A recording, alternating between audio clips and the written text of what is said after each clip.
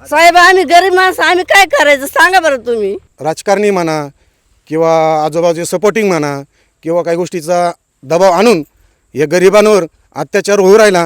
ही माझी नम्र विनंती काय आहे, तुम्ही अत्याचार बंद करा. घेऊ राहिले, दमदाटी करू राहिले, मारहाण करतात. मी एकटी बाई असताना मला हे दमदाटी करतात.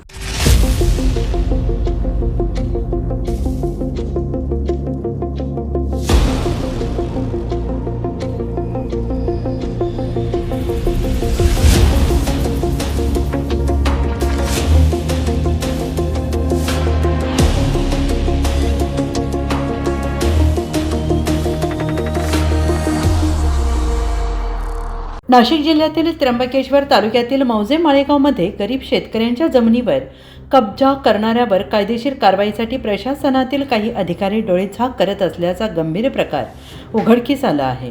वन विभागाची जमीन कसण्यासाठी मिळालेल्या या जमिनीवर गेली 3 पिढ्या दिनकर बुधा पगारे यांचे कुटुंब शेती करत आहे. मात्र अचानक गावातील एका व्यक्तीने तलाठी आणि वन विभागातील काही अधिकाऱ्यांना हाताशी धरून या जमिनीवर कब्जा केल्याचा आरोप होतो आहे. जमिनीवर प्रत्यक्ष पंचनामा करण्याची वेळ आली असता तलाठी महोदयांनी ज्याचा बेकायदेशीर कब्जा आहे त्याच्याच सांगण्यावरून चक्क भलत्याच ठिकाणी एकट्याने पंचनामा केल्याचा धक्कादायक प्रकार समोर आला. हा पंचनामा वन विभागाकडे पाठवण्यात आल्यानंतर मात्र वन विभागातील एका अधिकाऱ्याने आक्षेप घेत कायद्याची आठवण करून दिली. कायद्यानुसार पंचनामा वैध ठरवण्यासाठी तलाठी, वनपाल, वनरक्षक, वनपरिक्षेत्र अधिकारी, भूमी अभिलेख सर्वेअर, मंडळाधिकारी तसेच पंच, कमिटी आणि संबंधित जमिनीचे मालक प्रत्यक्ष उपस्थित असणे बंधनकारक आहे. आणि असे असताना तलाठ्यांनी एकतर्फी पंचनामा करणे संशयास्पद असून यात आर्थिक देवाणघेवाण झाल्याचा गंभीर आरोप दिनकर पगारे आणि त्यांच्या बहिणीने केला आहे. हे गरीब कुटुंब 2022 पासून आपल्या हक्काच्या जमिनीसाठी शासन दरबारी चक्रा मारते आहे. प्रकरण वाढत असल्याचे चाहू लागतात तलाठ्यांनी अचानक प्रांत अधिकाऱ्यांकडे मार्गदर्शन मागितले.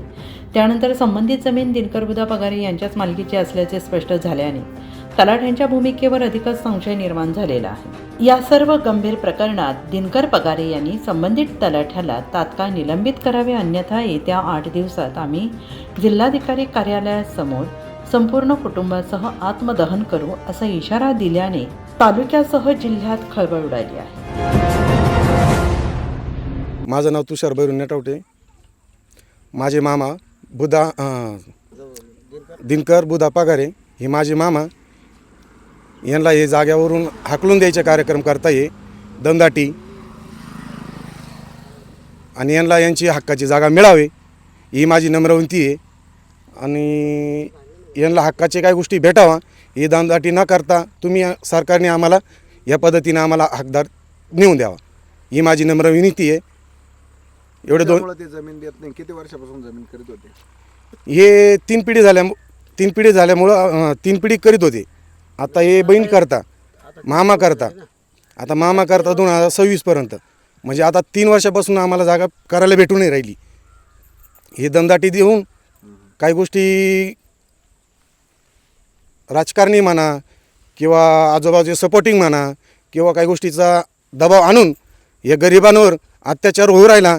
ही माझी नम्र विनंती काय आहे, तुम्ही अत्याचार बंद करा आणि यांची हक्काची जागा मिळावा. ही माझे मामा दिनकर बुधा पगारे यांना माझ्या मामांना जागा मिळावा ही माझी नम्र विनंती आहे. मैनाबाई बैरून आठवते जातेगाव. आमचे आईबापा करीत होते, आमच्या आईबापांनी केली ना आम्ही कसली, पण आम्हाला हे काय आता करून देते नाहीत.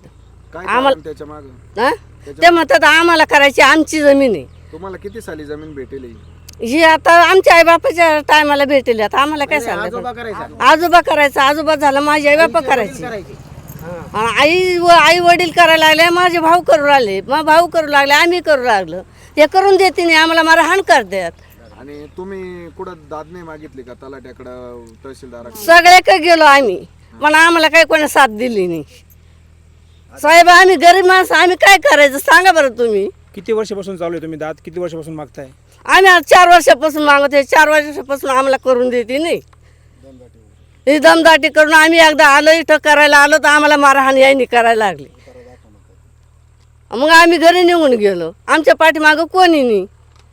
आम्हाला पेपर असताना ना आम्हाला असे करू राहिले. उतारा दाखवू का तुम्हाला? आम्हाला तात्यानं बी उतारा दिला नाही, काहीच द्यायचं. आणि पैसे दाबले, त्यांना पैसे दाबले कांना दाबले आपल्याला नाही माहिती ते, पण आम्हाला करून देते नाही. माझं नाव सागर विश्वनाथ वाघ, ग्राम महसूल अधिकारी रोहिले. सदर विषयाबाबत सदर वन हक्क दावेदार दिनकर बुधा पगारे ह्या प्रकरणामध्ये मला पण असं वाटतं आहे का ह्या प्रकरणात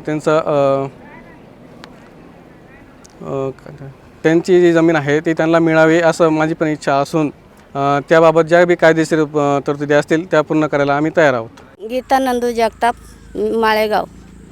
मी माळेगावातच राहते. माझ्या भावांची जमीन आहे ना, यांनी ना हिसक फासक करून आणि हे घेऊ राहिले, दमदाटी करू राहिले, मारहाण करतात. मी एकटी बाई असताना मला हे दमदाटी करतात. त्या म्हणतात तुझ्यावर ट्रॅक्टर घालील, तुझा काही संबंध नाही, असं नाही तसं नाही.